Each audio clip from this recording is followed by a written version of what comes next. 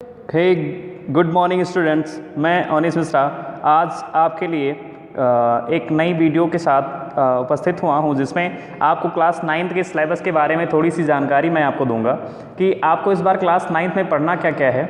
आपने जैसे पहले देखा था, जो आपको पिछली बार सिलेबस का वीडियो दिया गया था वो पूरी तरीके से चेंज कर दिया गया है। क्लास 9th में आपको इस बार न्यू चैप्टर को पढ़ना है और जिस तरीके से सरकार ने नए पाठ्यक्रम को जारी किया है और साथ में इसमें 30% लेस कर दिया है। सिर्फ आपको इस साल 70% पढ़ना है। वो इसलिए पढ़ना है क्योंकि जो कोविड-19 महामारी है उसी की वजह से सरकार ने ये डिसीज़न लिया है।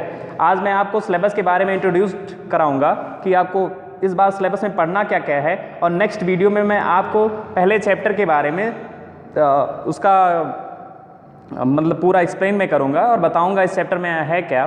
तो चलिए, सबसे पहले मैं आपको सिलेबस के बारे में थोड़ा इंट्रोड्यूस करता हूँ। सबसे पहले जो आपका सब्जेक्ट है ये है इंग्लिश क्लास 9th का, और जिसमें आपको पढ़ना है जिसमें लिखा हुआ है कि कोविड-19 महामारी के कारण शैक्षिक सत्र 2020-21 में विद्यालयों में समय से पठन पाठन का कार्य न हो पाने की स्थिति में सम्यक विचारोपरांत विषय विशेषज्ञों की समिति द्वारा निम्नवत 30% पाठ्यक्रम कम किए जाने की अनुशंसा की गई है। मतलब जो मैंने अभी बताया कि 30% आपका इसमें लेस कर दिया गया है। आपको नए चैप्टर को पढ़ना है। सबसे पहले जो आप पढ़ते हैं, आप जानते थे, आपने क्लास 9th में पढ़ा था कि आपको इंग्लिश में 3 पार्ट मिलते थे। एक होता था प्रोज, जो कि यहाँ पे दिया गया है प्रोज, और दूसरी होती है पोएट्री, तीसरी होती है सप्लीमेंट्री रीडर, है ना। यही सारी चीज़ें आपको पढ़नी होती है, प्रोज, पोएट्री और सप्लीमेंट्री रीडर। चलिए, मैं आपको बताऊंगा प्रोज में आपको इस बार पढ़ना क्या है। सबसे पहले जो इसके पहले वाला चैप्टर था, इसके पहले वाला जो भी लेसन था उसमें चैप्टर दूसरे थे, लेकिन इस बार चैप्टर को चेंज कर दिया गया है। तो पहला आपको पढ़ना है सबसे पहले आपको पढ़ना है पैकिंग जीरो में के जीरो में, मतलब जीरो में के जीरो में जो हैं वो इसके राइटर हैं, और चैप्टर का नाम है पैकिंग। चैप्टर का जो नाम है आपको फिर से मैं बता दे रहा हूँ, यहाँ पे आपको दिख भी रहा होगा। चैप्टर का नाम है पैकिंग और इसके राइटर हैं जीरो में के जीरो में, है ना। यहाँ पे आपको साफ साफ दिख रहा होगा। अब मैं बात करता हूँ दूसरा चैप्टर जो है, जिसका नाम है द बॉन्ड ऑफ लव, है ना। दूसरा चैप्टर है जिसका नाम है द बॉन्ड ऑफ लव, जिसको लिखा है केनेथ एडरसन ने, है ना। दूसरा चैप्टर है द बॉन्ड ऑफ लव, जिसको लिखा है केनेथ एडरसन ने। तीसरा चैप्टर है काठमांडू, जो इंडियन राइटर हैं जिसको लिखा है विक्रम सेठ ने। ये इंडियन राइटर हैं, नाम से भी आपको पता चल रहा होगा, जिसका चैप्टर का नाम है क्या, काठमांडू। चौथा चैप्टर है if I were you, Douglas James, जिसको लिखा है डगलस जेम्स ने इफ़ आई वेयर यू। यानी आपको इस बार प्रोज में 4 चैप्टर पढ़ने हैं। और उसके बाद आता है दूसरा आपका पोएट्री। पोएट्री में आपको पढ़ने हैं 3 चैप्टर पढ़ने हैं, जिस 3 चैप्टर में है, पहला चैप्टर है ऑन क्लिंग ए ट्री। सबसे पहला चैप्टर का नाम है ऑन क्लिंग ए ट्री।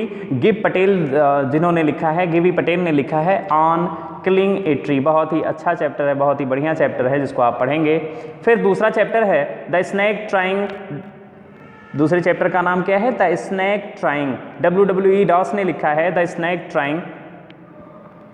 अगला है तीसरा chapter, a slumber did my spirit seal, जिसको लिखा है विलियम वर्ड्सवर्थ ने। आपको मतलब बता दूं मैं कि इस बार आपको पोएट्री में सिर्फ 3 ही चैप्टर पढ़ने हैं। पिछली बार आपको 5 चैप्टर पढ़ने थे, लेकिन इस बार आपको 3 ही चैप्टर पढ़ने हैं। और पहले का नाम है ऑन क्लिंग ए ट्री, जिसको गिवी पटेल ने लिखा है। दूसरा चैप्टर है द स्नैक ट्राइंग, जिसको WWE रॉस ने लिखा है। तीसरा चैप्टर है slumber did my spirit seal, जिसको विलियम वर्ड्सवर्थ ने लिखा है। और उसके बाद अब आता है सप्लीमेंट्री रीडर। सप्लीमेंट्री रीडर में आपको पढ़ने हैं इस बार 3 चैप्टर, और 3 चैप्टर में आपको सबसे पहला चैप्टर जो मिलता है उसका नाम है a house is not a home, जिसको लिखा है जैन ग्यूडिसो ने लिखा है।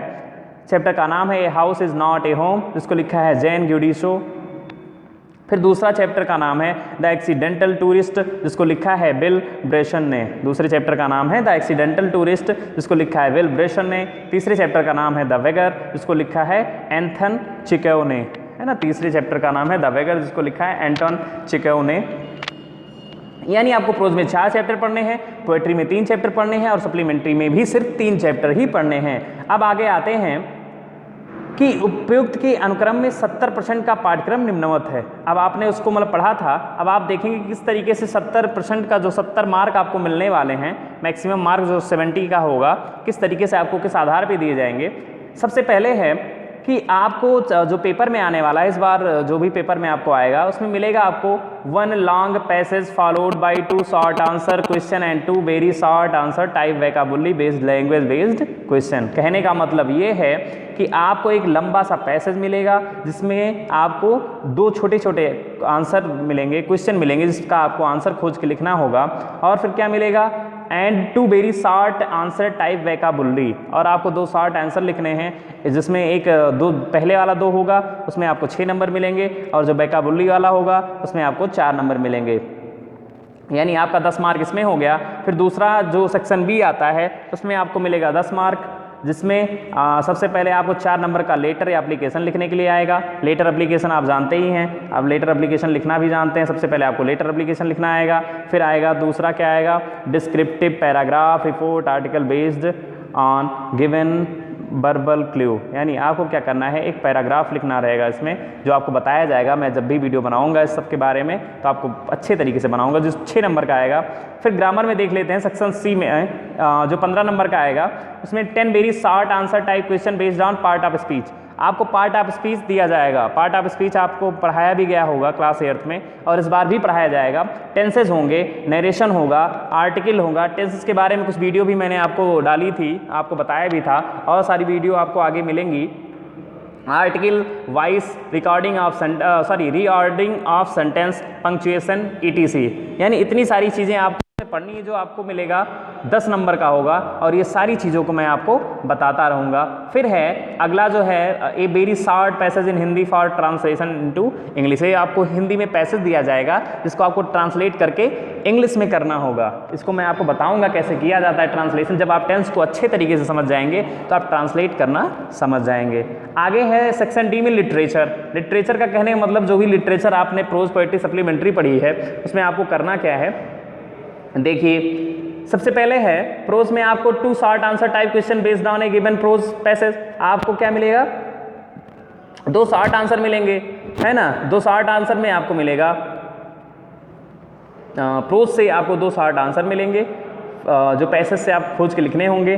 फिर है 1 लॉन्ग आंसर टाइप क्वेश्चन, एक आपको लॉन्ग आंसर मिलेगा, लॉन्ग आंसर करना होगा, क्वेश्चन आपको मिलेगा, लॉन्ग क्वेश्चन मिलेगा, उसका मतलब लॉन्ग आंसर आपको लिखना रहेगा। फिर है तीसरा जो क्वेश्चन होगा जो 4 नंबर का होगा, शॉर्ट आंसर टाइप क्वेश्चन, है ना, उसमें 2 शॉर्ट क्वेश्चन मिलेंगे, इसमें शॉर्ट आंसर देने रहेंगे। फिर उसके बाद 9वां है जो आपका 3 नंबर का होगा, 1 नंबर का होगा, 3 very short vocabulary based match type question, यानी आपको मैच करना होगा, यानी मिलान करना होगा। मिलान वाले क्वेश्चन में आपको 3 नंबर मिलेंगे। फिर पोएट्री से देखिए क्या आएगा, पोएट्री से 2 short answer type question based given poetry extract, है ना। 2 शॉर्ट आंसर आपको पोएट्री से दिए जाएंगे, उसको आपको लिखना है। उसके बाद एक सेंट्रल आइडिया होगा या फिर 4 लाइन का poem, central idea of any one in the given poem, या फिर आर करके दिया हुआ है 4 line poem any prescribed in the syllabus, यानी आपके सिलेबस से 4 लाइन की चाहे कविता लिखेंगे या फिर आप सेंट्रल आइडिया लिखेंगे। सेंट्रल आइडिया के बारे में बताऊंगा जैसे जैसे मैं आपको पोएम पढ़ाता जाऊंगा लाइन टू लाइन हर दिन, उसी तरीके से मैं आपको बताता जाऊंगा। आगे फिर है movements supplementary reader. Supplementary reader में क्या है, 2 शॉर्ट आंसर टाइप क्वेश्चन, यानी 2 आपको शॉर्ट आंसर मिलेंगे और एक लॉन्ग आंसर मिलेगा जो एक 4 नंबर का होगा, और लॉन्ग आंसर भी 4 नंबर का होगा।